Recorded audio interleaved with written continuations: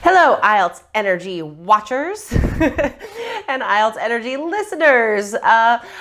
Today we are going to talk about how to answer questions about tourism, because there was a comment on one of my videos asking for this vocabulary specifically. So guys, if you have any more specific requests, leave a comment on these videos or this blog post, and I will do my best to make a video just to help you out. Okay, so tourism. Well, we've already talked about the topic of travel, which is related, right? But tourism is more focused than that. So it would come up in speaking part 2, but also more so in speaking part 3. So I'm going to give you sample answers today for both. All right. Let's say the speaking part 2 question was, describe a time you had difficulties as a tourist. All right, let me get my timer out. Now, as you know, I don't rehearse these answers before I give them. I didn't even take notes on this part 2. So all you get is how a native speaker would naturally organize these ideas. Okay, and start. Well, let's see. If I had to choose one time I had difficulties as a tourist, which is difficult because I have traveled a lot in my life and I've had a lot of problems, mainly because I tend to get lost. I have absolutely no sense of direction. However, I don't think this is a disadvantage as a traveler, despite what you may think. Actually, it has helped me discover things I never would have found before, such as restaurants that only the locals go to, because I see things that are off the beaten path because I get lost.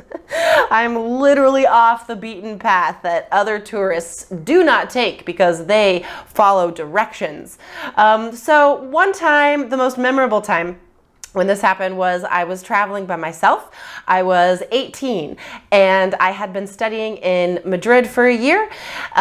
Super lucky, I know, it was awesome. And then I decided to travel around Europe for a month by myself at the end of the second semester. So I found myself in Venice, Italy. And if you have been to Venice, Italy, you know that it is so easy to get lost there. It is a maze of streets. It is difficult to even find an accurate map telling you where all these little canals, side streets, alleys, where all this stuff leads.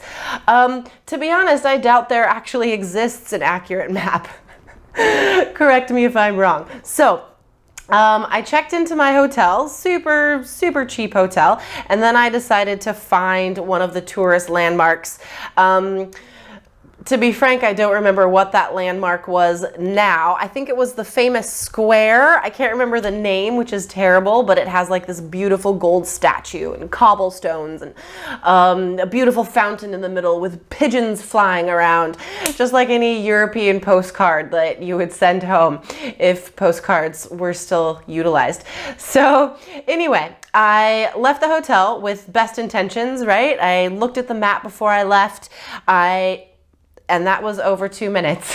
Okay, that was 2 minutes and 15 seconds. So of course, on exam day, the examiner will stop you at 2 minutes. Now, don't worry if you don't finish the story. The point is to show fluency, right? So my answer would have scored very highly for fluency because I was showing my ability to keep talking.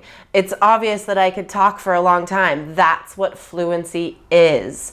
All right? So just keep talking until the examiner stops you. All right, let's do a quick sample part 3 answer. So remember, speaking part 3 questions are always related to the part 2 topic. So a part 3 question might be, how has tourism in your city changed in recent years?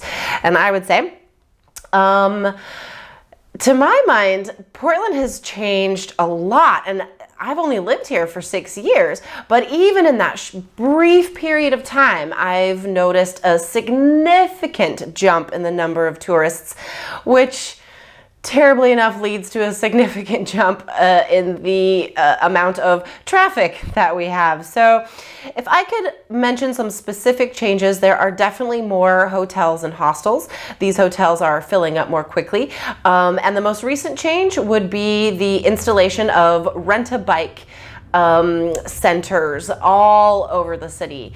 And this is immediately obvious because they are bright orange and super shiny because they were just installed 2 weeks ago. So that proves that we're environmentally friendly, and also it proves that we have enough people coming here to necessitate the city spending money on such a thing as a large number of rent-a-bikes.